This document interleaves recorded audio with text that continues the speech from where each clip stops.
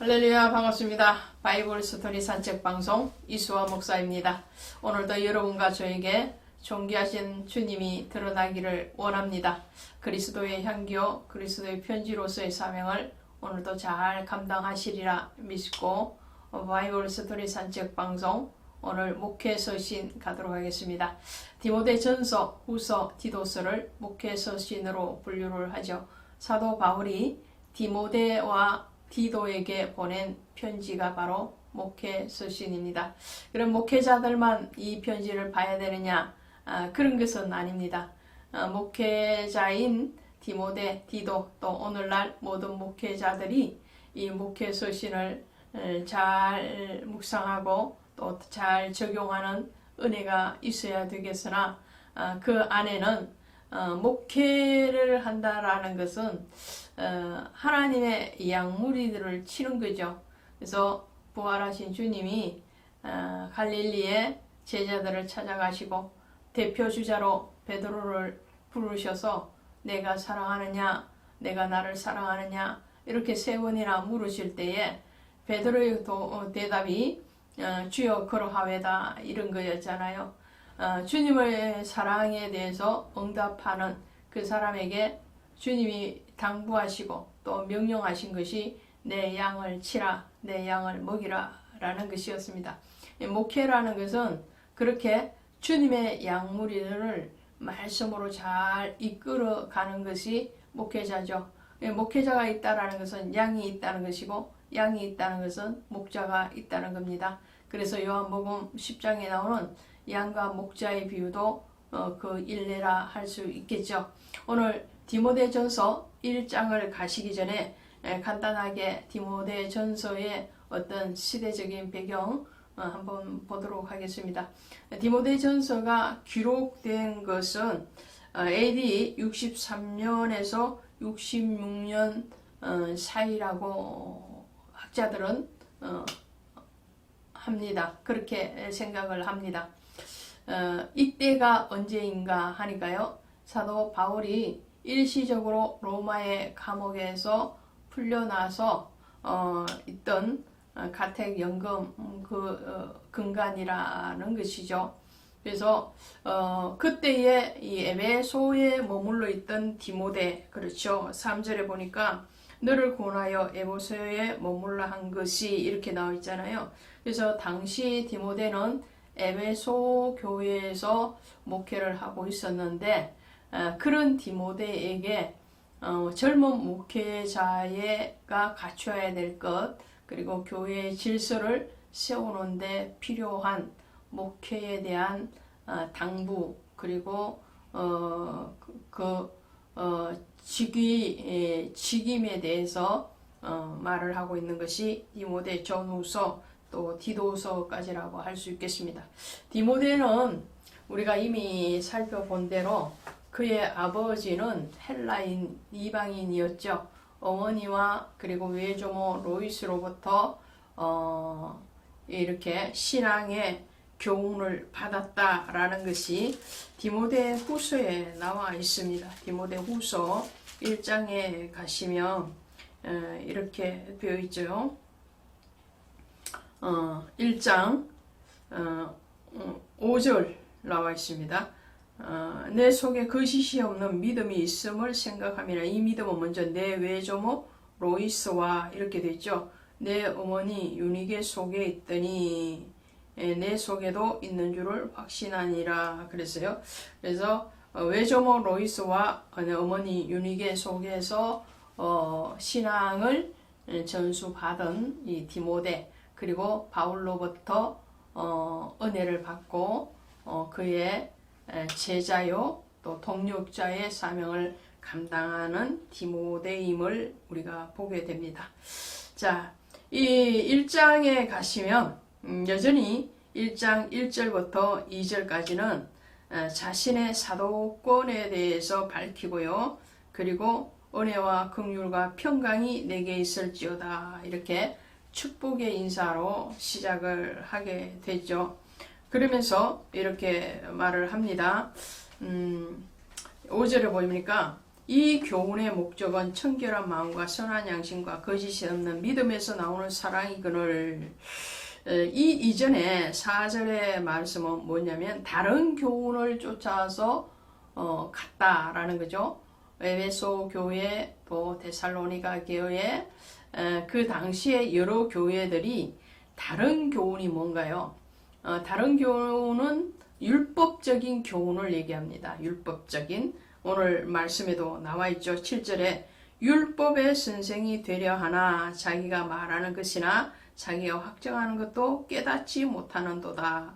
율법의 선생, 그러니까 복음에 대해서 그 복음의 깊은 은혜에 들어가지 못한 상태에 있는 사람들에게 자꾸만 율법적인 이런 행위의 신앙을 강조하게 되는 거죠. 거기에서 한 걸음 더 나아가서 또 한 분류는 어떤 거짓 가르침을 가져오느냐 하면 신화와 끝없는 족보, 이렇게 4절에 나오죠. 전통적인 유전이라고 하죠. 장로의 유전이기도 하고 또 고대 이스라엘의 어떤 역사, 외경, 성경으로 따지면 외경에 해당이 되겠죠. 정통성이 없는 그런 신화나 족보, 인간의 어떤 관점에서 생각하고 기록한 것들에 대해서 거짓된 가르침으로 복음의 본질을 흐리고 있더라라는 거죠. 거기에 대해서 오늘 바울이 경계를 합니다. 그리고 12절에 보시니까 나를 능하게 하신 그리스도 예수 우리 주께 내가 감사함은 나를 충성되이 여겨 내게 직분을 맡기심이니. 바울의 고백입니다. 자전적인 그런 고백이죠.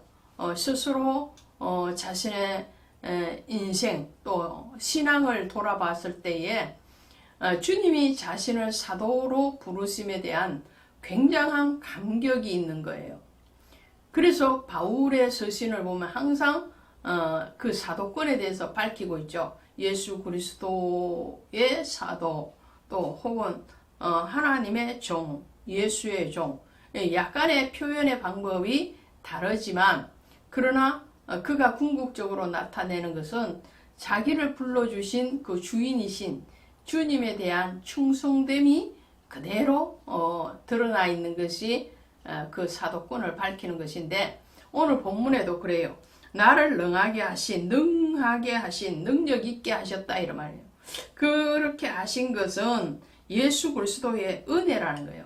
그리고 그 예수 그리스도의 감사함은 나를 충성되이 여겨라는 말이 중요해요. 이전에는 자기가 비방자요, 폭행자요, 그리고 또 도리어 긍휼이 없는 자리에 있었다라는 거죠. 은혜 없는 행위를 하고 있는 그를 오히려 주님이 찾아오시고 그리고 충성되이 여겨 그랬어요. 아직 충성 안 했어요. 오히려 그 반대편에 있었죠. 그럼에도 불구하고 충성되이 여겨서 사도의 직분을 맡기심에 대한 그런 감동, 감격 이런 것들이 있는 거죠. 고린도후서 3장 9절에 가시니까 정죄의 직분도 영광이 있은즉 의의 직분은 영광이 더욱 있으리라. 이 정죄의 직분이 뭐예요? 율법의 직분을 얘기하는 거죠. 성경에서 보면 율법의 직분입니다.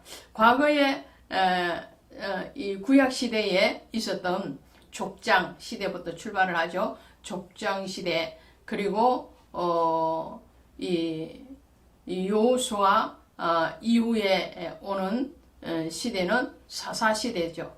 그 사사 시대를 지나고 그리고 왕정 시대, 선지자, 또 예언자 이런 사람들도 다 율법의 직분을 가졌지만 영광이 있었어요.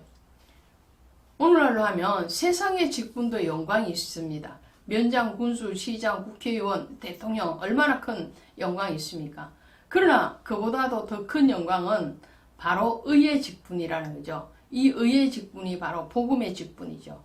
예수 그리스도를 전하고 그 예수 그리스도를 전파하는 전도자의 사명, 목회자의 사명, 성도의 사명이 더욱 영광이 있으리라. 하나님이 나에게 주신 그 직분에 대해서, 직무에 대해서 정말로 감격하고 감사하는 어떠한 세상의 권력과 세상의 명예가 아니라 주님 앞에 받은 만왕의 왕이요 만주의 주가 되시는 그 생명의 창조주가 되시는 그분으로부터 위임받은 그 직분에 대해서 감격하는 이 바울의 신앙, 그리고 그 감격을 이제 디모데에게 흘러가기, 그 디모데가 그것에 대해서 그 자신의 직분에 대해서 정말 감격하고 감동하고 그 은혜를 입은 바대로 헌신되어지는 그런 목회자가 되기를 간절히 원하는 이 스승이요 또 동역자인 바울의 마음을 우리가 볼 수가 있습니다. 그래서 이 바울을 세우신 것이나 디모데나 또 오늘날 우리를 세우신 목적이 뭔가요? 그 목적은 죄인을 구원하려 하는 주님의 사랑이라는 거죠.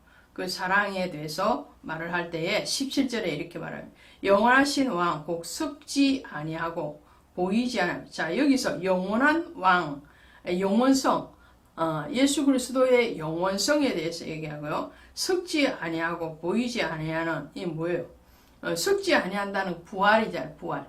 그리고 보이지 않는다는 것은 영적인 존재라는 거죠. 임재성에 대해서 얘기합니다.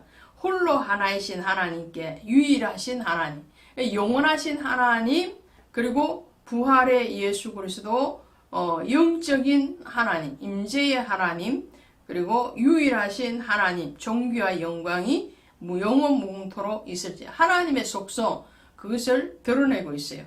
그러면서 18절에 부탁을 하죠. 아들 디모데야, 내가 내게 이 교훈으로서 명하노니 전에 너를 지도한 예언을 따라 그것으로 선한 싸움을 싸며. 바울이 디모데에게 당부하는 요약이 뭔가요? 교회 안에 들어오는 거짓된 가르침, 율법의 가르침, 그리고 끝없는 신화와 족보와 같은 그런 이 인간적인 그런 요소의 가르침, 거짓된 가르침과 대항해서 복음으로서 그 양무리들을 잘 돌보고 교회를 돌보고 그리고 생명의 전도자로서 하나님의 그 원래의 그 사랑, 그 영원하신 그 사랑에 대해서 잘 전가하고 전파하는 사명을 감당하라라는 당부죠. 이 당부는 오늘 저를 향한 당부이기도 하고요. 이 바이블 스토리 산책 방송과 함께하는 여러분들을 향한 주님의 당부이기도 하리라 믿습니다. 이 당부대로 잘 쓰임받는 저와 여러분 되시기를 바랍니다. 고맙습니다. 할렐루야, 반갑습니다. 바이블 스토리 산책 방송 이수아 목사입니다. 이 소리를 여러분들 들으시면 마음이 쿵쾅쿵쾅쿵쾅 뛰기를 원합니다. 그래서 정말 바이블 스토리 산책 방송이 어떤 라디오 방송보다도 어떤 오락 프로그램보다도 더 친근하고 더 기다려지고 더 듣고 싶어지는 그런 방송, 또 성경 66권 강해가 되기를 원합니다. 저는 말씀을 들고 설 때마다 기도합니다. 하나님의 마음으로 하나님의 말씀을 주님의 뜻대로 제대로 전하게 해주시고 이 말씀을 듣는 모든 분들에게 귀를 열어주시고 눈을 열어주시고 마음을 열어주셔서 보여지게 하시고 들려지게 하시고 깨닫게 하시고 삶에 적용되게 하옵소서. 이게 제가 말씀을 들고 설 때마다 그리고 말씀을 묵상할 때마다 기도하는 내용 중에 1번입니다. 오늘 디모데 전서 2장에 가면 기도에 대해서 말을 하고 있어요. 사도 바울이 디모데 전서 2장 1절에 들어오면서 내가 첫째로 권하노니 그러죠. 첫째로 권하는데 모든 사람을 위해 간구와 기도와 도구와 감사를 하되 임금들과 높은 지위에 있는 모든 사람을 위해서 하라 이렇게 말을 해요. 기도를 당부하고 있는 거예요. 이런 말이 있습니다. 목회는 또 설교는 무릎 꿇는 만큼 나온다 그래요. 이 주님과의 교제를 깊이 해야 된다는 거죠. 기도해라. 또 목회가 정말 순탄하게 쭉 달려가는 것 같지는 않아요. 제가 지금 거의 20년 가까이 이 목회 선상에 있는데 성도님들의 마음도요, 정말 어루만지고 달려주고 이렇게 해도 왔다 갔다 해요. 근데 그것을 잡아주고 성도의 마음뿐만 아니라 목회자의 마음을 잡아주는 것은 성령 하나님이 하셔야 되는 거예요. 그래서 성령의 도움을 구해야 되는 거죠. 기도하라는 거예요. 기도 외에는 이런 유가 나갈 일이 없다고 그러시잖아요. 귀신을 쫓아내는 것도 기도인데 막 그냥 축기 기도하고 막 그런 것만 기도가 아니에요. 무시로 하는 기도. 그게 가장 중요한 거겠죠. 주님도 마태복음 6장에서 주기도문을 가르쳐 주시잖아요. 너희는 이렇게 기도하라. 하늘에 계신 우리 아버지의 이름이 거룩히 여김을 받으시오며 나라의 임하옵소서. 자, 그 주기도문뿐만 아니라 주님은 그 말씀 이후에 마태복음 6장 33절에 가시면 그런즉 너희는 먼저 그의 나라와 그의 의를 구하라. 그리하면 이 모든 것을 너희에게 더하시리라 그랬어요. 근데 우리가 기도할 때 뭘로 할 것이냐? 오늘 기도와 도구와 감사, 이 간구, 기도, 도구 큰 틀에서 보면 똑같은 말이죠. 간구는 간절히 구하는 게 간구요. 기도는 일반적인 기도, 도구는 다른 사람을 위해서 중보하면서 기도하는 게 도구고요. 근데 감사로 해라. 감사. 쉬지 말고 기도하는데 그 기도를 불평과 불만이 아니라 감사로 시작하고 감사로 끝나라라는 거죠. 그래서 미리 감사하는 거예요. 받아서 감사하는 것도 있죠. 후불 감사도 있습니다. 후불 감사도 있는데 선불 감사가 더 좋은 거예요. 감사하면 그 감사한 대로 주님이 일하시는 거예요. 또 그 감사함으로 출발을 하면 내 마음에 평강이 먼저 임하는 거예요. 그게 응답이거든요. 응답. 오늘 그 기도를 하라는 거죠. 자, 4절에 보시니까 하나님은 모든 사람이 구원을 받으며 진리를 아는데 이르기를 원하시느니라. 자, 기도를 하는데 무엇에 대한 기도를 하라는 것인가요? 이 말을 보면 영혼 구원을 위해서 기도하라는 거죠. 바울이 그랬잖아요. 우리를 위해서 기도하되 전도할 문을 열어주사 이렇게 얘기하잖아요. 그래서 성도들이 목회자를 위해서 기도할 때도 그 목회자가 말씀의 영적인 자양분이 충분해가지고 그 말씀을 은혜롭게 잘 증거해서 그 말씀으로 돌아오는 영혼들이 많아지기 위해서 기도해야 되는 거죠. 또 그들 자신이나 목회자를 위해서 공동으로 기도해야 될 거예요. 우리에게 전도할 문을 열어줘서 그 전도를 통해서 영혼 구원이 이루어질 수 있도록 그렇게 기도해야 되는 거죠. 그러면서 궁극적으로 우리가 의지해야 되는 분은 한 분 예수 그리스도라는 거죠. 5절에 보니까 하나님은 한 분이시오. 또 하나님과 사람 사이의 중보자도 한 분이시니 그 사람이신 예수 그리스도 예수라 그랬어요. 그러니까 예수 그리스도의 이름으로 기도합니다 이거잖아요. 우리 이름으로 기도하는 게 모든 것을 아뢰고 난 뒤에 우리의 죄에 대한 회개 그리고 이웃과 교회와 나라와 민족을 위한 기도 이 모든 것을 하고 난 뒤에 마지막에 하는 기도 그 내용은 예수 그리스도의 이름으로 기도합니다. 왜냐? 예수 그리스도가 길이요 진리요 생명이니 나로 말미암지 않고는 아버지께로 올 자가 없다 그랬거든요. 아버지께로 올 자가 없는데 우리의 몸과 영혼이 하나님의 나라에 갈 때도 그리스도 예수를 믿는 믿음, 예수의 이름으로 가는 것처럼 영혼의 기도도 예수의 이름으로 가야 되는 거예요. 그래서 예수의 이름으로 왜 중보자가 그분이시니까. 하나님과 우리 사이에 중보자는 한 분 예수 그리스도이시기 때문에 그분의 이름으로 기도하고 그분의 이름으로 나아가야 된다라는 것을 말씀을 하죠. 자, 8절에 보시면 그러므로 각처에서 남자들이 분노와 다툼이 없이 거룩한 손을 들어 기도하기를 원하노라 이렇게 말을 해요. 그러면 이 바울의 시대에서 남녀의 차별 물론 있었죠. 사회적으로 또 어떤 민족의 특성상 고대 사회는 분명히 남존 여비 사상이 있었습니다. 우리나라도 마찬가지고요.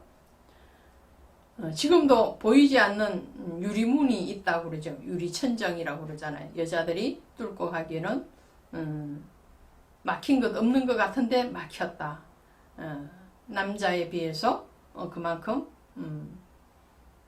뭐 자신의 실력을 두각을 드러내기가 힘든 환경 가운데 있다 이런 말이 되겠죠. 자, 오늘 이 말씀을 통해서 우리는 한 단계 더 깊이 들어가면 여기서 남자들이 손을 들어서 거룩한 손을 들어 기도하기를 원하는다. 이 말, 남자라는 것은 시를 가진 자를 얘기해요. 시 가진 자. 그 시가 뭐예요? 시가 바로 복음의 시죠. 그러니까 구약에서 아브라함 이후로 이스라엘에서 난 자들은 8일 만에 할례를 받죠. 시잖아, 시죠. 시의 언약을 맺는 거거든요. 피의 언약, 그죠? 이 남자들이 손을 들어서 기도해라라는 것은 복음을 먼저 받아들인 자, 복음의 씨를 가진 자죠. 복음의 씨, 말씀의 씨를 가지고 예수 그리스도의 씨를 가지고 있는 자들이 먼저 중보 기도를 하라는 거죠. 손을 든다는 것은 항복의 의미가 있죠. 순종의 의미가 있죠. 그런 기도를 누가 해야 되느냐? 아직 씨가 없는 말씀이 없고 생명이 없고 예수가 없는 사람이 구원을 위한 기도를 할 수는 없어요. 내가 먼저 구원을 받아야지 구원받지 못한 자들을 향한 긍휼의 마음이 생기는 거죠. 바울도 그러잖아요. 그런 것처럼 오늘 복음을 먼저 받아들인 남자된 자, 그죠? 성적으로 남자, 여자를 얘기하는 게 아니에요. 여자이지만 복음을 받아들이면 남자가 되는 거예요. 그런 자들은 기도해라. 그 다음에 그러면 여자에 대해서 나오잖아요. 자, 11절에 보니까 여자는 일체에 순종함으로 조용히 배우라. 자, 여자가 가르치는 것과 남자를 주관하는 것을 허락하지 아니하노니 오직 조용할지니라. 이러면은 여자가 참 비참해지죠. 그죠? 저도 남녀 구분을 하라면 저도 여자 편에 속하는 사람이잖아요. 근데 그런 의미로 받아들이면 정말 문자적으로 그냥 받아들이는 수준에 밖에 되지 않는 거예요. 근데 여기서 여자는 뭐냐? 예수 그리스도의 신부된 자죠. 신부된 자. 여자는 예수 그리스도의 신부이고 또 예수의 씨를 받아야 되는 그런 가임기의 여자와 같다 할 수 있겠죠. 그러니까 그리스도의 신부로서 이 그리스도에게 순종해라는 거예요. 그렇죠. 신부는 신랑에게 순종을 해야 되는 거죠. 그런 것처럼 예수 그리스도께 순종하고 그리고 여자가 남자를 주관하는 것, 좌지우지하는 것을 얘기하죠. 다스리는 것.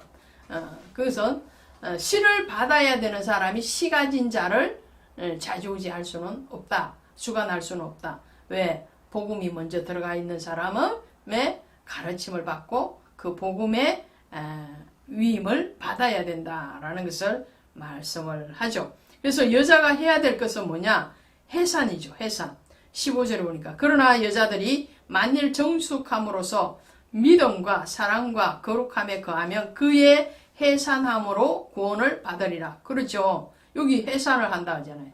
해산을 하려면 뭐가 들어와야 돼요? 씨가 들어와야 되잖아요. 그러니까 여기서 성적으로 남자 여자를 얘기하는 게 아니라는 결론이 도달을 하는 거예요. 그러니까 예수 그리스도로부터 복음의 씨, 말씀의 씨죠. 이 생명의 복음의 씨를 받아서 그 복음으로 해산을 한다는 것은 무슨 말이죠?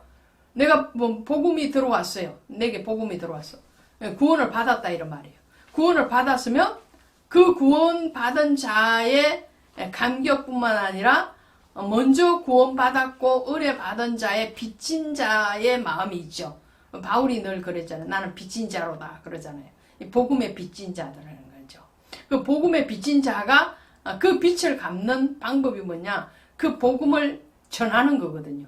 전도하고 그래서 그 태신자를 품고 기도하잖아요. 전도의 대상자를 놓고 품고 기도하고 긍휼의 마음을 가지고 그들을 섬기고 그리고 말씀을 전하고 그래서 그 마음 가슴으로 품었던 그 태신자가 이제 열매가 거두어지는 것이 이제 해산하는 거예요.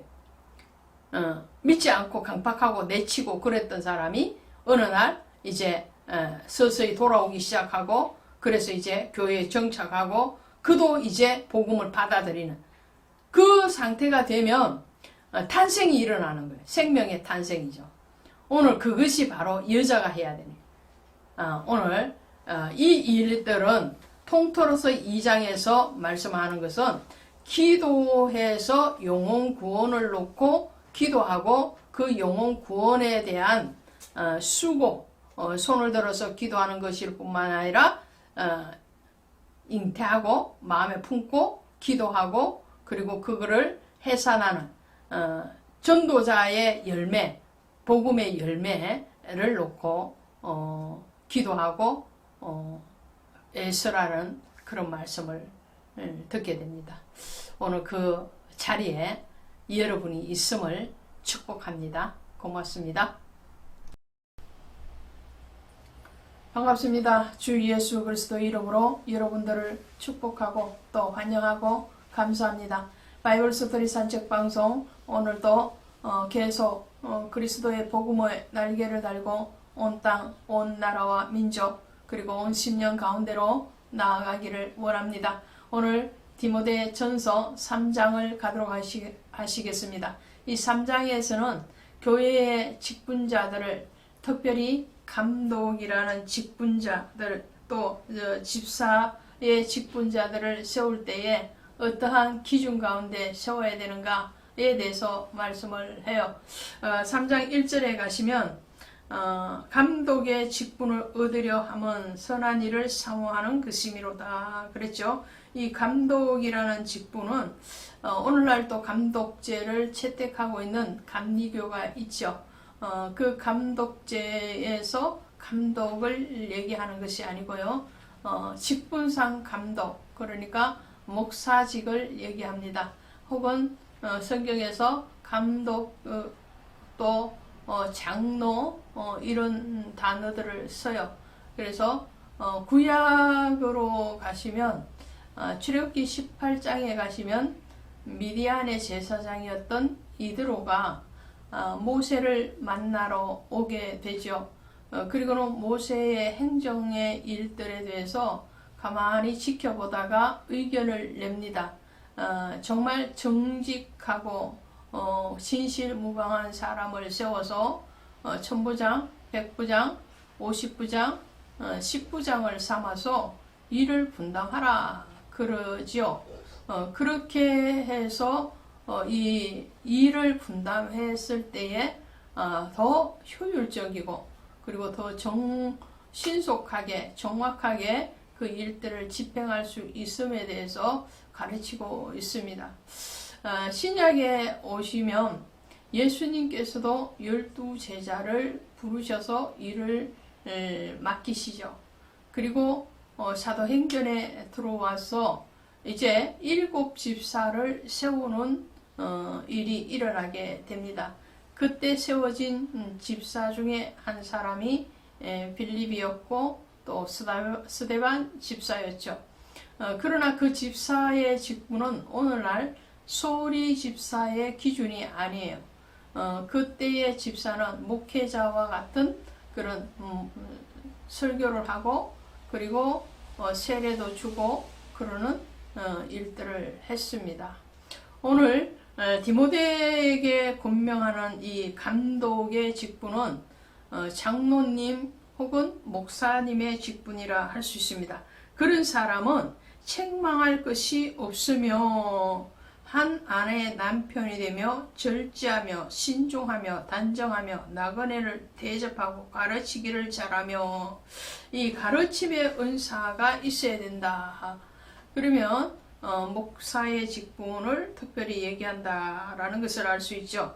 그래서 여러 가지 조건이 있어야 되는데 한마디로 하면 다른 사람들에게 인정을 받는 그런 가정과 삶과 신앙이 되어 있는 사람을 세워라 그래요.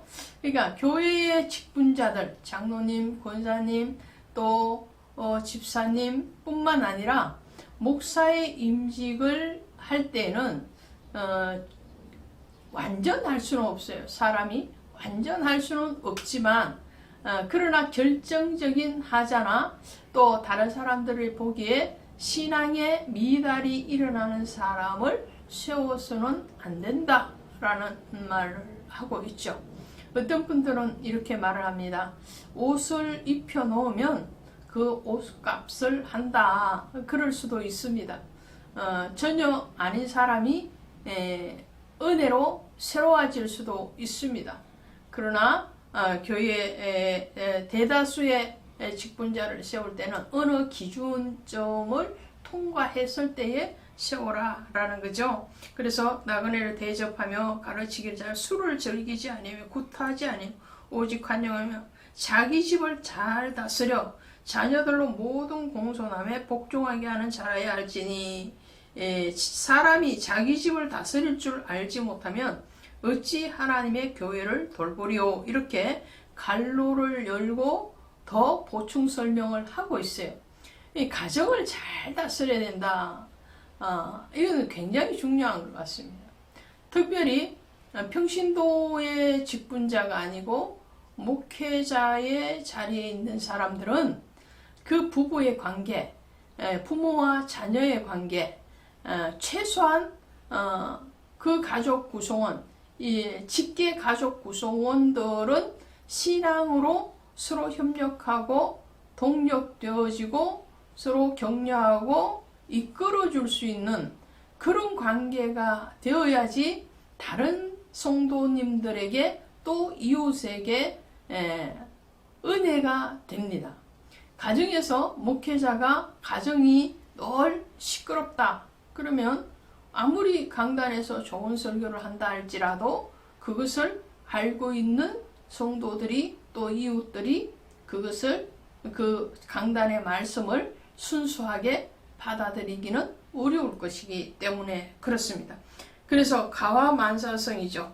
그러니까 집안이 화목하면 모든 일이 잘 되는 것처럼 가정과 또 교회 내의 생활은 필수 불가견의 자리에 있다라는 거예요. 뗄래야 뗄 수 없는 그런 관계가 바로 가정과 교회의 관계이기 때문에 감독자들은 이런 가정을 잘 다스리고 또 신앙의 모범이 되는 사람을 세워라 라는 거예요. 그리고 집사들을 세울 때도 마찬가지입니다. 8절에 보니까 이와 같이 집사들도 정중하고 일구이혼을 하지 아니하고 술에 임박하지 아니고 더러운 일을 탐하지 아니고 깨끗한 양심에 믿음의 비밀을 가진 자라야 할지니라. 그랬어요. 여기서 집사도 마찬가지입니다. 1년마다 바뀌는 그런 서리 집사를 얘기하는 것이 아니라 안수 집사의 반열을 얘기합니다. 이런 향존직이죠. 이런 집사들 또 장로, 권사, 또 목회자를 세울 때는 그 신앙이 삶이 모범이 되어야 되는데 공통되는 점이 많죠. 가정을 잘 다스리고 술을 즐겨하지 아니하고 또 절제하고 자 여기서 감독을 세울 때도 절제하며 그랬어요. 2절에 가시면. 그 다음에 14를 세울 때도 절제하며, 이 절제라는 것은 균형을 잘 잡는다 이런 말이에요. 치우치지 않는 그런 감각을 가지고 있어야 돼요. 교회에 어떤 직분을 맡았을 때 특히 목회자에게 있어서 이 절제는 굉장히 중요합니다. 말에 대한 절제, 마음에 대한 절제, 이것을 잘 해야 된다는 거죠. 행동의 절제도 있어야 되는 거죠. 내가 쏟아내고 싶다고 다 쏟아낼 수가 없는 거예요. 그리고 하고 싶다고 다 하는 것도 아니고요. 그것을 절제할 수 있고 자기 컨트롤을 할 수 있는 사람, 그런 사람을 세워야 된다 라고 말을 하죠. 사도행전 6장에서 7 집사를 세울 때도 성령과 지혜가 충만하여 칭찬 듣는 사람을 세워라 그랬어요. 그래서 칭찬 듣는 사람, 그것이 완전하지는 않지만 어느 정도의 어떤 기준은 통과해야지만 은혜가 된다라는 말씀을 하고요. 그 다음에 경건의 비밀에 대해서 얘기합니다. 자, 보십시다. 교회에 대해서 말을 할 때에 15절에 하나님의 집에서 어떻게 행하여야 할지를 알게 하려 함이니 이 집은 살아계신 하나님의 교회요 진리의 기둥과 터니라.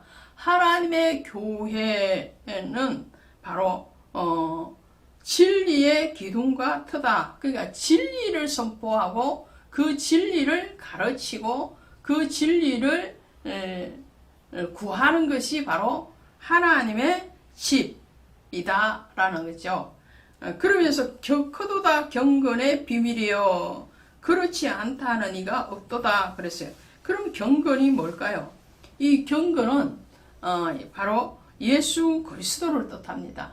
왜 그런가 하니까요. 뒷절에 가니까 17절에 16절 그렇죠. 16절 하반절에 가시면 이렇게 되어 있어요. 그는 육신으로 나타난 바 되시고 영으로 의롭다 하심을 받으시고. 자, 이게 누구예요? 예수님이시죠.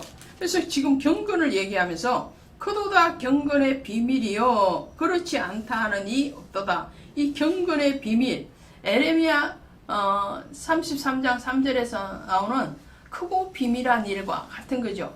그 경건의 비밀은 바로 예수 그리스도를 알아가는 거예요. 그것이 바로 진리죠. 그래서 진리의 터와 기둥이라고 그랬잖아요. 진리의 기둥과 터가 되는 예수 그리스도를 아는 것, 그리고 그 예수 그리스도를 전하는 것, 그 예수 그리스도를 배우고 또 가르치는 것, 그것이 바로 교회라는 거죠. 그래서 그 경건이신 예수 그리스도, 또 그 경건을 받아들인 예수 그리스도를 믿는 성도들의 삶에 대해서 얘기하는 거예요. 그래서 그는 육신으로 나타나신 바 되었고, 이것은 성육신에 대해서 얘기하고요. 영으로 의롭다 하심을 받으시고, 예수님께서 영으로 의롭다 하심을 받으신 장면이 어디에서 결정적으로 나타나는가 하니까요. 예수님이 요단에서 세례를 받으실 때 하나님이 친히 말씀하시죠. 이는 내 사랑하는 아들이다. 그리고 성령이 비둘기같이 임하는 그런 현상이 일어납니다. 또 예수님이 영으로 의롭다 하심을 받으신 최고의 꼭지점은 그가 부활하신 거예요. 죽음에서 부활하셨다는 것은 그가 의롭다라는 것을 하나님이 인치신 거죠. 그리고 천사들에게 보이시고 영적인 존재, 또 영의신 그분이 성천하심에 대해서 말을 하고요. 만국에서 전파되시고 복음이 전파되어지는 거죠. 세상에서 믿음 바 되시고, 그래서 믿음의 주가 되시는 겁니다. 또 영광 가운데 올리시셨느니라. 이것은 성귀를 얘기하죠. 성천을 말씀하십니다. 그래서 여기에 대해서 우리는 고린도전서 1장 30절에 가시면 이렇게 나와 있습니다. 고린도전서 1장 30절에 가시면 너희는 하나님으로부터 나서 그리스도 예수 안에 있고 예수는 하나님으로부터 나와서 우리에게 지혜는 지혜와 또 의로움과 거룩함과 구원함이 되셨으니 이렇게 됐어요.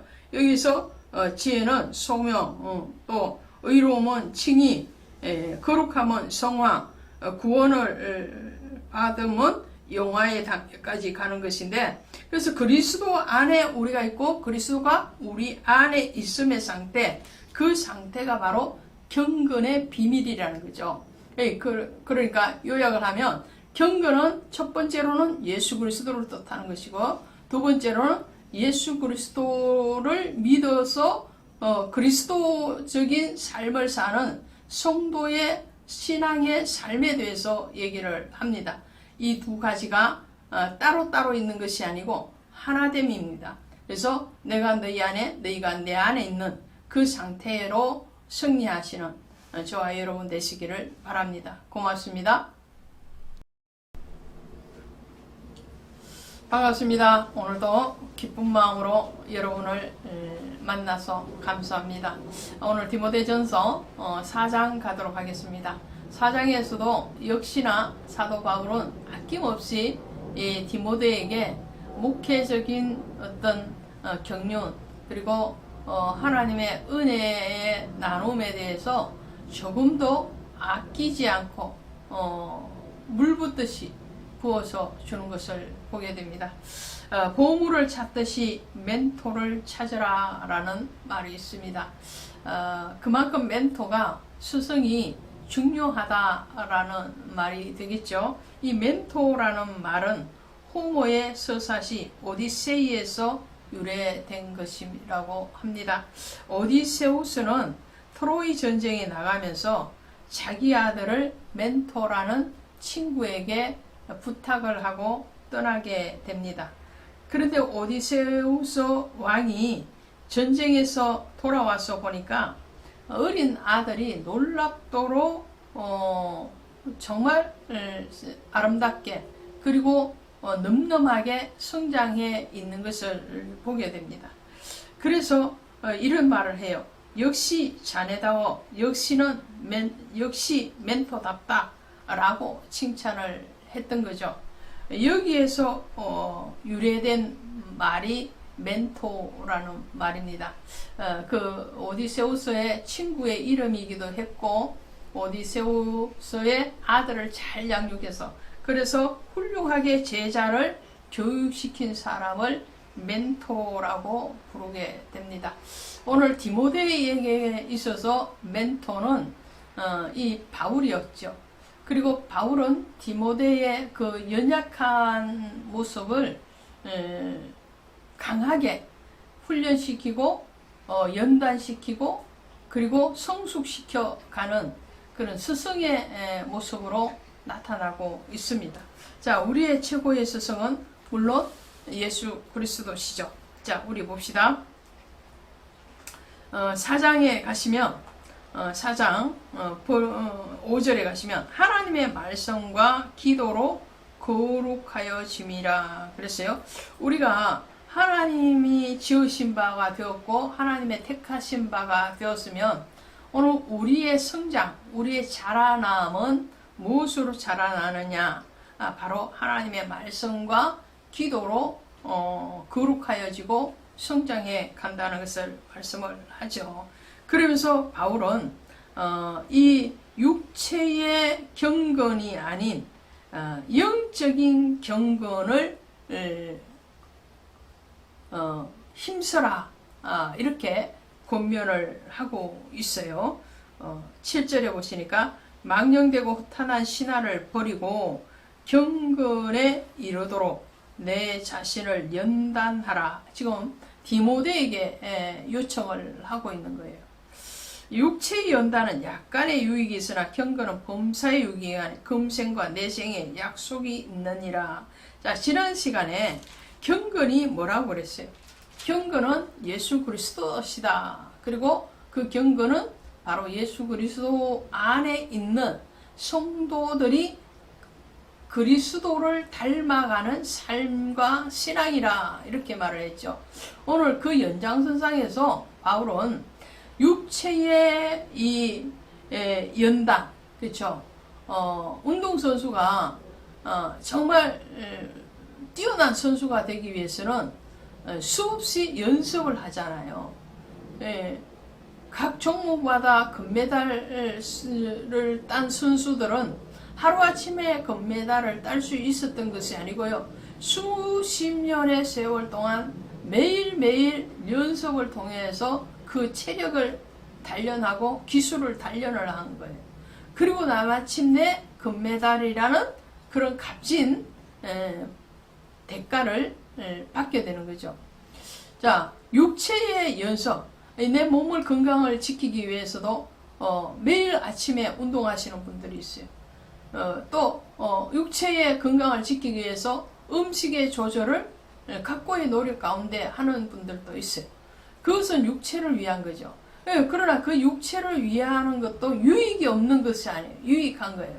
운동을 열심히 하는 사람이 운동 안 하는 사람보다도 건강할 확률이 더 많고, 그리고 또 건강한 삶을 살 수 있는 퍼센트가 더 높아지는 거죠.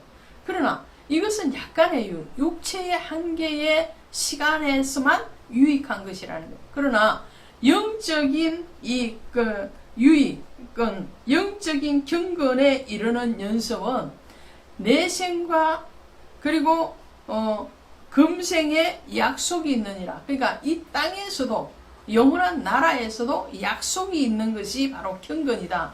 예수 그리스도를 믿음으로 우리는 구원을 받잖아요. 그 구원의 받음의 삶에서 이 땅에서 누리고 또 이 땅에서 이루어갈 뿐만 아니라 영원한 나라에서 그것이 구원으로 금메달을 땄듯이 생명의 면류관을 얻게 되거든요. 자, 이것이 유익하다라는 거예요.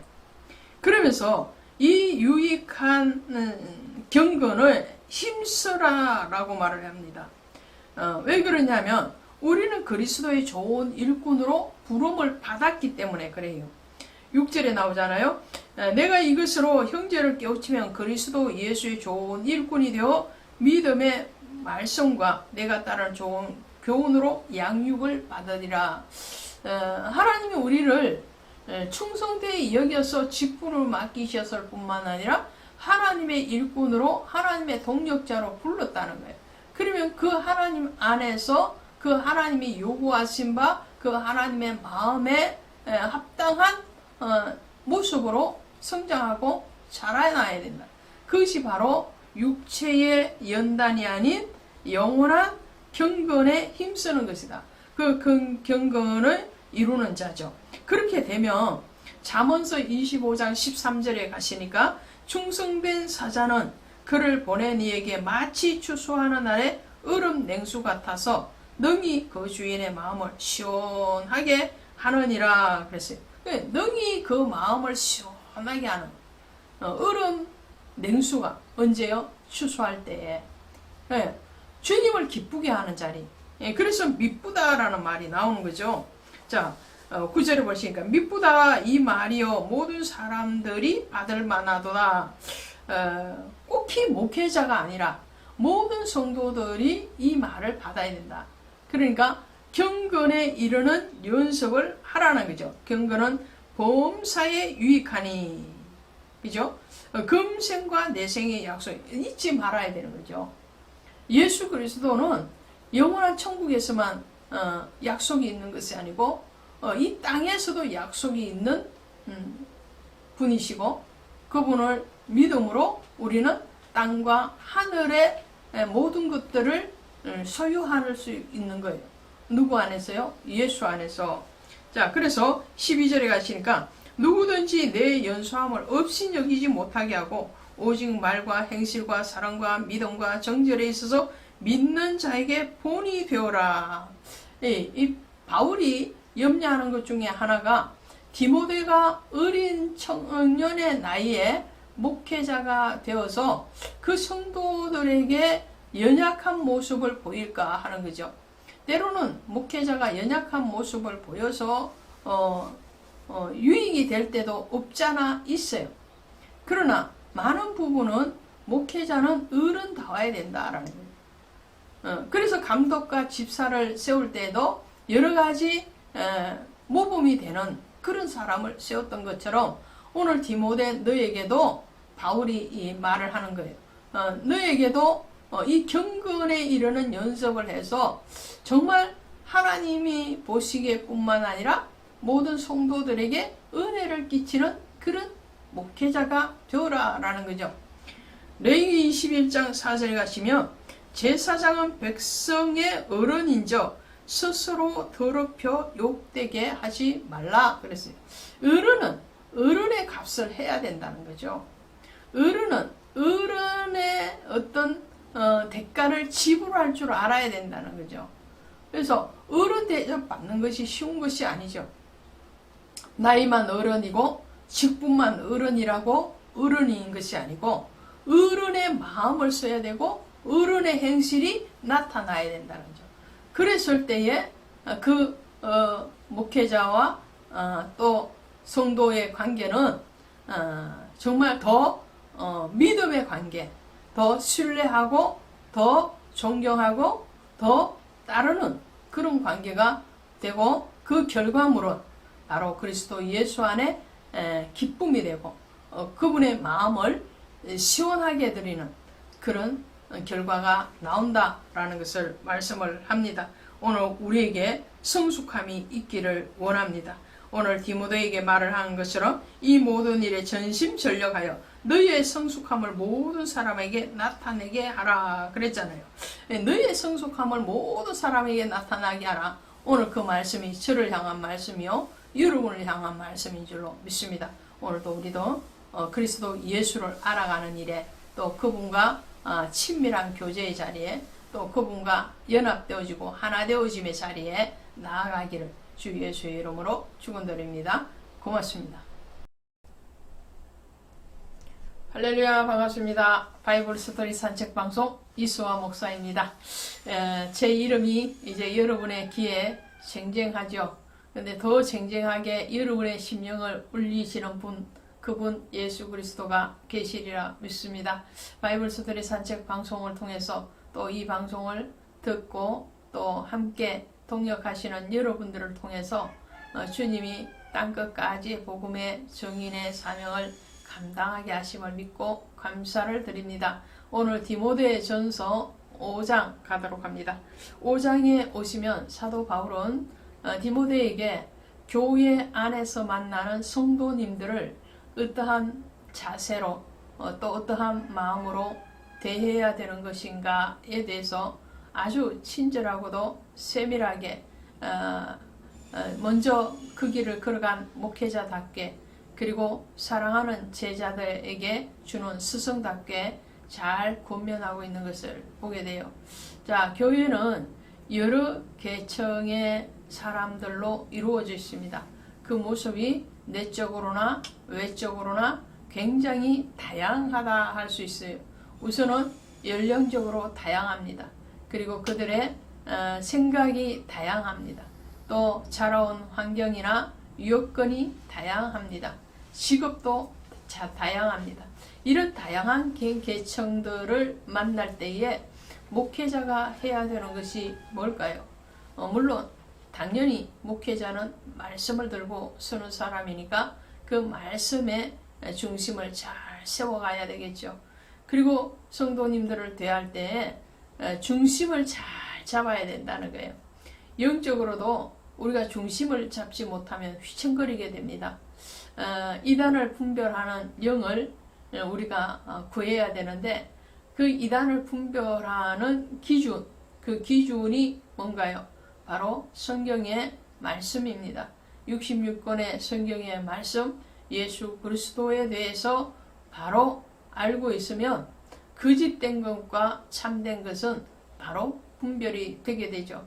특별히 목회자는 이런 분별의 영뿐만 아니라 기준이 명확해야 돼요. 그렇지 않으면 휘청거리게 된단 말이죠. 교회 안에 여러 성도님들을 다양한 사람들을 만나게 되다 보면 자칫하면 한 부류에게 치우치게 됩니다. 한두 사람에게 끌려다니는 목회가 될 수도 있죠. 그럴 때에 그 교회는 평화는 깨어져 버리게 되고 그 교회는 비정상적인 성장을 하게 되는 겁니다. 이 정상적인 성장, 샬롬의 평강이 있고 그리스도 예수 안에서 영원한 생명의 소망이 있는 그런 성장이 일어나야 된다는 거죠. 오늘 그래서 바울은 이렇게 말을 합니다.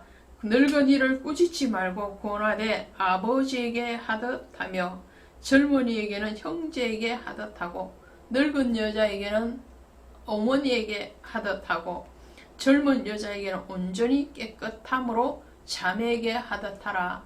첫 번째 목회자는 겸손하라 이런 말이죠.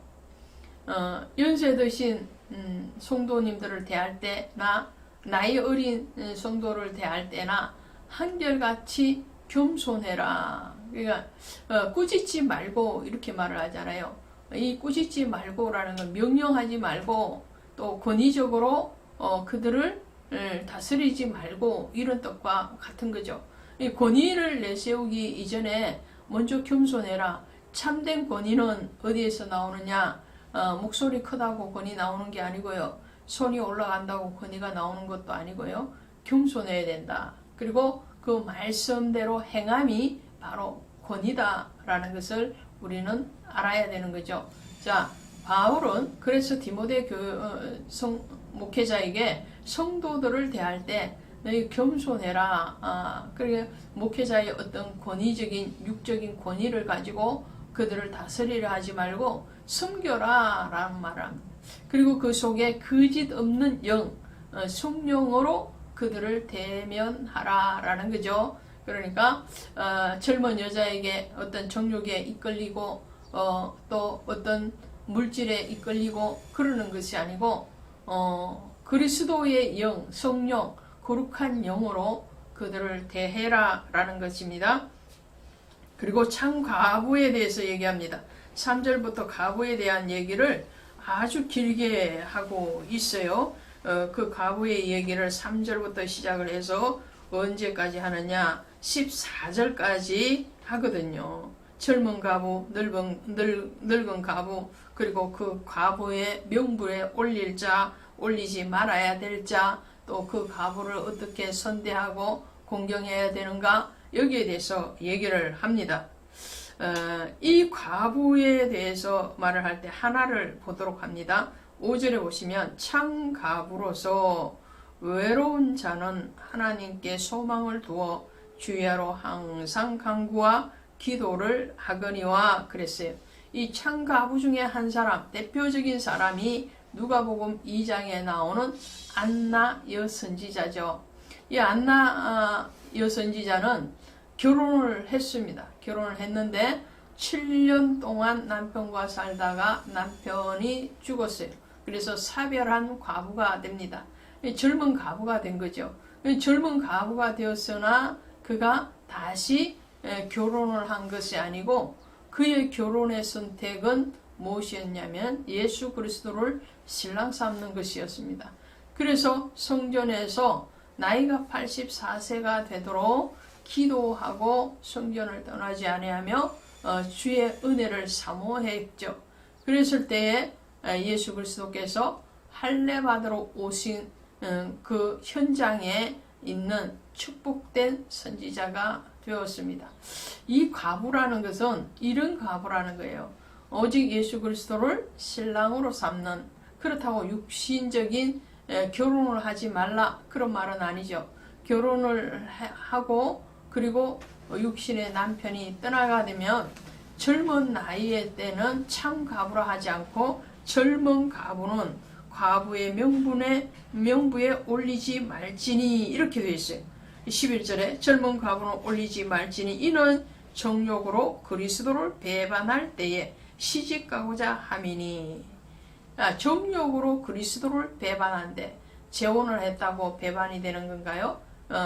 그렇게 풀이를 할 수도 있겠지만 여기서는 그리스도를 떠나는 걸 얘기합니다. 온전히 그리스도를 떠나는 것, 그런 상태가 될 수 있기 때문에 늙은 과부, 즉 나이가 60이 지나고 한 남편의 아내였고 그리고 주를 사랑하고 나그네를 접대하고 공경하는 그런 참 신실한 사람은 교회에서 앞장서서 도와줘야 되고, 또 그 과부를 친척으로 둔 성도가 있다면 그 성도가 먼저 그 과부를 공경해라 라는 말을 합니다.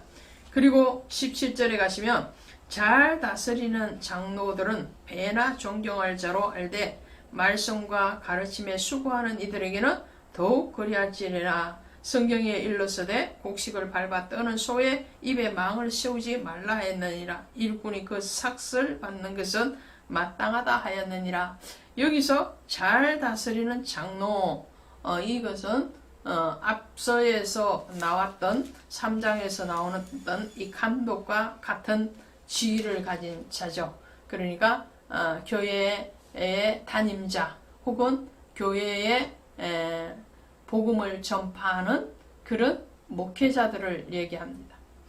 그런 목회자, 말씀을 가르치는 자잖아요. 말씀을 가르치고 수고하는 이들에게는 보편적인 교회 지도자들보다도 더 공경하고 사랑하고, 그리고 그들의 육신적인 양식에 대해서도 공급해라 라는 말입니다. 이것은 목회자에게 주는 것이 아니고 성도에게 주는 교훈이죠. 그러니까 5장은 목회자인 디모데에게 주는 교훈일 뿐만 아니라 디모데가 섬기고 있는 모든 교회 성도들을 비롯한 모든 성도들에게 지금 목회자들을 어떻게 섬기고 사랑해라. 그리고 그 섬기고 사랑하고 또 양식을 공급하는 것은 교회에 마땅한 사명이고 오히려 그것은 축복이다 라는 말이에요. 건강한 소가 밭갈이를 잘 하지 않습니까? 그런 것처럼 목회자를 섬긴다는 것은 바로 그들에게 일용할 양식에 대한 근심을 들게 하는 것일 뿐만 아니라 그 근심을 덜므로 인해서 더 양질의 양식을 공급하는 그런 사명을 감당하게 한다는 거죠. 그래서 심적으로 존경하고 공경할 뿐만 아니라 물질적인 보상도 하라라는 거죠. 이 말씀은 히브리서에도 나와 있죠. 히브리서에 가시면 맨 마지막 장 13장에 가시면 이렇게 말을 합니다. 17절 너희를 인도하는 자들에게 순종하고 복종하라. 그들은 너희 영혼을 위하여 경성하기를 자신들의 청산할 자인 것 같이 하느니라. 그들로 하여금 즐거움으로 이것을 하게 하고 근심으로 하게 하지 말라. 그렇지 않으면 너희에게 유익이 없느니라 그랬어요. 목회자를 섬기고 그들의 양식을 공급하는 것은 마땅하다. 왜? 일꾼이 그 삭을 받는 것이 마땅하고 밭갈이하는 소에게 입에 망을 씌우지 않고 먹이를 주는 것과 같은 것이다 라는 말을 하고 있습니다. 오늘 여러분은 여러분의 영의 양식을 공급하는 그 목회자를 위해서 기도하시고 또 할 수만 있으면 그들을 물질적으로도 돕고 후원하고 선교하는 그런 넉넉한 자리에 있기를 주님의 이름으로 축원드립니다. 고맙습니다. 할렐루야, 반갑습니다. 오늘도 예수 이름으로 여러분들을 축복합니다. 잘 됩니다. 잘 되게 하십니다. 할렐루야. 오늘 디모데전서 6장 가도록 합니다. 6장에 오시면 경건에 대해서 다시 한번 언급을 하고 가요. 그리고 그 경건한 자가 이루어가는 삶의 모습에 대해서 말을 하고 있거든요. 자, 그러면 우리 6장 3절을 보시면 이렇게 돼 있어요. 누구든지 다른 교훈을 하며 바른 말, 곧 우리 주 예수 그리스도의 말씀과 경건에 관한 교훈을 따르지 아니하면 이렇게 돼 있잖아요. 이런 사람은 어떻게 해요? 예수 안에 속하지 않는 사람이라 이런 말이잖아요. 반전을 하면. 그러니까 경건의 교훈을 따르지 아니하는 자, 그렇게 돼서는 안 되는 거죠. 우리는 경건의 교훈을 따르는 자가 되어야 되는 거잖아요. 그럼 경건에 대해서는 이미 지난 3장에서 우리가 살펴봤어요. 3장에서 크도다 이 경건의 비밀이요. 그러면서 그 경건을 풀어갈 때에 누구를 얘기하느냐면 예수님에 대해서 얘기했어요. 그죠? 그 예수님. 그러니까 경건하다라는 것은 예수 그리스도 안에 있다 이런 말이에요. 경건이라는 말을 원어로 풀이해 보니까 예배를 드리는 것 이렇게 얘기했어요. 그럼 예배는 예수 그리스도의 이름으로 하나님께 드려지는 거잖아요. 말씀, 다른 교훈이 아니라 참 진리 안에서 예배하는 자죠. 신령과 진정의 예배를 하는 자. 그런 사람이 바로 경건에 있는 자, 경건한 사람이다 라는 거죠. 그럼 경건한 사람은 예수의 성품을 닮아가고 말씀에 입각한 삶을 살아가는 것이고, 경건한 자는 그리스도와 함께 내가 너희 안에 너희가 내 안에 있는 것 같은 그런 동거함이 일어나는 사람이 바로 경건이다 라는 결론이 이르게 되는 거죠. 그러면 그 경건한 자가 하는 여러 삶의 방정식을 풀어가면 그의 삶의 방식은 뭐냐면 자족의 삶이다 라는 거예요. 경건과 자족은 이질적인 관계가 아니고 하나라는 거죠. 자, 오늘 그 말씀이 여기 있어요. 6절에 보시니까 그러나 자족하는 마음이 있으면 경건은 큰 이익이 되느니라. 할렐루야. 여기서 자족이 나와요. 경건을 이루는 방법, 자족한다는 것은 경건하다는 것, 경건한 사람은 자족으로 옮겨진다는 것, 이런 것이죠. 예수 안에 있는 사람은 자족하게 된다. 이 자족이라는 말이 무슨 말이냐? 한문으로 풀이하면 스스로 자자에다가 발족자예요. 그러면 스스로 만족하는데 어디에서부터 만족을 하느냐? 우리의 어떤 물질의 개념이든 영적인 개념이든 오늘 우리가 스스로 만족하는 게 머리 끝까지 차야지 만족하느냐? 그 자족이 아니에요. 발족자를 쓴다고 그랬잖아요. 발목 무릎까지 오면 만족하는 거예요. 스스로 만족하는 거예요. 그런 만족이 일어나나요, 여러분? 최소한 허리까지는 넘어가야 돼. 그게 아니에요. 영적으로 하나님의 원하시는 그 자족의 비결은요, 정말 매일매일 내게 주어진 일용할 양식에 만족하는 거예요. 이스라엘 백성들이 출애굽하고 난 뒤에 만나를 거두게 하시잖아요. 그 만나를 거두는 법칙이 뭐였어요? 매일매일 그날 먹을 분량까지만이에요. 더 넘치게 가지고 와도 그건 필요 없는 거예요. 그게 자족해라. 이 만족이라는 말도 마찬가지입니다. 만족이라는 말도 가득 찰 만에 발족자를 써요. 만족한다, 자족한다. 어디서부터요? 발에 그냥 이렇게 자작자작 밟히는 정도예요. 사람의 눈으로 보면 그게 만족이 아니에요. 근데 거기에서 만족을 하는 거예요. 그런 은혜, 발목까지 차올랐을 때의 완벽한 기쁨이 오는 것이 아니고요. 기쁨이라는 것은, 감사라는 것은 작은 것에 감사하는 자에게 큰 것을 주시잖아요. 그 원리죠. 그래서 그리스도의 충만은 바로 그리스도의 은혜 안에 들어와 있음을 감지하는 거예요. 이 영으로 감지하는 거예요.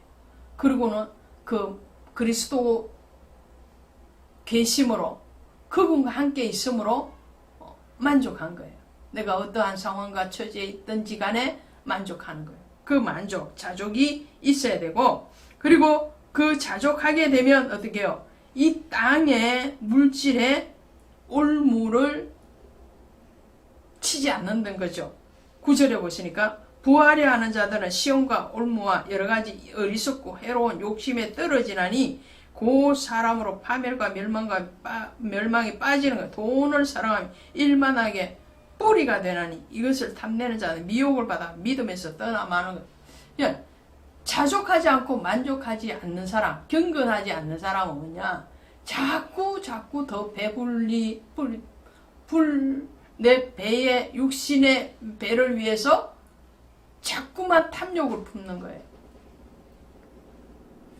잠언서에 가니까 그 머리는 뭐라고요? 타고 한다고 그래요. 근데요, 그 머리도 사실은요, 이게 피를 빨아먹다가도 자기 배가 부르면 저절로 툭 떨어져요. 사람의 탐욕은요, 끝이 없어요. 끝이 없어요. 그 탐욕을 제어할 수 있고, 제어하는 단계가 아니라 나에게 주어진 작은 것에 대해서 만족하는 사람, 그 사람이 바로 은혜의 사람이고, 그 사람이 경건의 사람. 이 바울이요, 디모데에게 그 말을 하는 거예요. 11절에 오직 너 하나님의 사람아 이것들을 피하고, 이것들이 뭐예요? 앞에서 말한 그런 세상적인 욕심과 탐욕을 피하고, 그러면 너 하나님의 사람아. 오늘 우리는 신앙생활을 하면서 이런 말을 들어야 돼. 너 하나님의 사람아. 하나님이 이미 우리를 자녀 삼으시고 하나님의 사람으로 삼으셨거든요.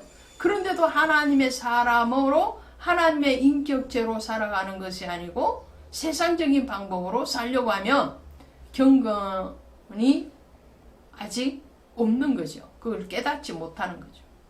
우리 안에 보석이 있음에도 불구하고 그 보석을 깨닫는 자가 있고 깨닫지 못하는 자가 있다라는. 하나님의 사람아, 그러면 우리의 정체성이 뭐냐? 우리는 만세전에 하나님이 택하신 바 된 사람이고 그리스도의 보혈로 우리의 모든 죄와 허물이 씻음받았고, 그리고 사망에서 옮겨 있어서 생명으로 온 사람들이라는 거죠. 그런 하나님의 사람이라는 정체성. 그러면 우리는 하나님의 사람이니까 누구의 기준으로 살아야 되느냐? 하나님의 기준으로 살아야 된다는, 예수의 기준으로 살아야 된다는 거죠. 그래서 그 예수의 기준으로 사는 또 하나의 방법, 자 17절 연속의 말씀인데 이렇게 말을 해요. 마음을 높이지 말고 정함이 없는 재물에 소망을 두지 말고 오직 우리에게 모든 것을 후히 주사 누리게 하시는 하나님께 두며 그랬어요. 예, 우리의 소망을 하나님께 둬요. 그리고 선을 행하고 선한 사업을 많이 하고 나누어 주기를 좋아하고 선한 일을 행하고 선한 사업. 이 선이라는 것이 뭐예요? 이 선은 세상적인 기준의 선을 얘기하는 게 아니에요. 여기서 선은 그리스도의 선이에요. 그리스도의 선은 복음을 전하는 거죠. 선한 사업, 복음을 전하는 사업이에요. 선한 일, 영혼을 구원하는 일이에요.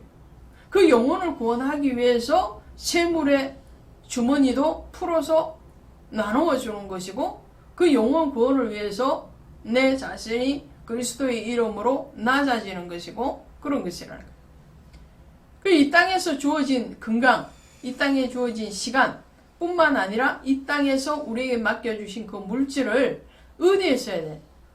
허랑방탕하게 쓰는 자가 아니고요. 선한 사업을 위해서 써야 된다는 거예요. 복음을 위해서. 전도서 11장 1절에 가면 내 식물을 물 위에 던져라. 여러 날 후에 도로 찾으리라. 또요. 누가복음 12장 33절에 가니까 너희 소유를 팔아 구제하여 낡아지지 아니하는 배낭을 만들라 그래요. 낡아지지 않는 배낭, 그게 어디예요? 하늘 곳간에 샀는 거죠. 네, 그거 샀는데 무엇을 위해서? 선한 사역을 위해서, 선한 사업을 위해서, 복음의 사역을 위해서. 자, 그러면서 19절에 가시니까 이것이 장래에 자기를 위하여 좋은 터를 쌓아 참된 생명을 취하는 것이니라. 좋은 터, 참된 생명. 이 좋은 터는 뭐예요? 고린도전서 3장 11절 이하에 가니까요. 이 터는 곧 예수 그리스도라. 성경은요. 신약, 구약 막론하고 모든 성경은 다 예수에 대해. 좀 전에 제가 경건은 뭐라고 그랬어요? 경건은 바로 예수 그리스도라고 그랬죠. 예수 그리스도적인 삶을 살고 예수 그리스도의 이름으로 예배하는 것, 그 예배적인 삶을 사는 것, 그게 경건이잖아요. 그런 것 같이 이 터는 바로 예수 그리스도, 우리의 삶의 이 터는 예수 그리스도. 이 터에서 삶을 살아갈 때 누구의 삶을 살아가는 거예요? 예수의 삶을 살아가죠. 그 예수의 삶을 사는 것이 선한 사업을 위해서 선한 일들을 위해서 복음을 위해서 나에게 맡겨주신 것들을 다 소비하는 거예요. 허비하는 거예요. 거룩한 소비라고 합니다. 거룩한 소비. 그 거룩한 소비를 할 때에 고린도전서 3장 12절부터 나오면은 이 터 위에 집을 짓는데 어떤 사람은 금과 은과 보석으로 집을 짓고요. 어떤 사람은 집과 나무와 풀로 집을 지었어요. 터는 똑같아요. 예수의 터 위에서 집을 짓는데 어떤 사람은 금, 은, 보석, 어떤 사람은 풀과 나무와 집으로 집을 지어. 그런데 어느 날 불이 났어. 불이 났는데 불을 끄고 보니까 어때요? 나무와 집, 풀로 지은 집은 흔적도 없이 없어요. 터는 그대로 있죠. 근데 보석과 금과 은으로 지은 집은 그대로 있더라는 거예요. 거슬렸지만 그대로 있더라는 거예요. 그래서 이것을 구원으로 풀이하잖아요. 이 풀과 나무와 짚으로 지은 사람은 구원은 받되, 왜요? 이 터가 있으니까, 예수의 터가 있으니까, 믿음이 있으니까 구원은 받되 자기만 구원받는 부끄러운 구원이고, 금과 은과 보석으로 지은 그 사람은 구원을 받되 자기만 받는 것이 아니고 다른 사람에게도 구원의 영향력을 끼쳐서 그들을 구원시키는 그런 사람이 돼요. 자, 오늘 이 터 위에 좋은 터를 쌓아 참된 생명을 취하는 것이다. 뭐 하는 것이요? 정함이 없는 재물에, 이 땅의 재물에 소망을 두지 않고 선한 사역을 위해서 막 쓸 때. 야, 오늘 여러분 돈 벌었습니까? 그러면 선한 사역을 위해서 쓰시기를 바랍니다. 바이블 스터디 산책 방송을 위해서 기도하시고 후원도 해주시기를 바랍니다. 고맙습니다.